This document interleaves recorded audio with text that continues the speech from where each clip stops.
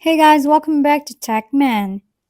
In this video, let me show you an easy way on how you can withdraw from Payoneer to bank account.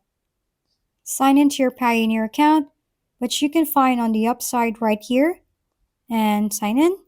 Now, if you're already in your Payoneer account section, in order to receive and withdraw the money, we need to have a bank account already linked to the account.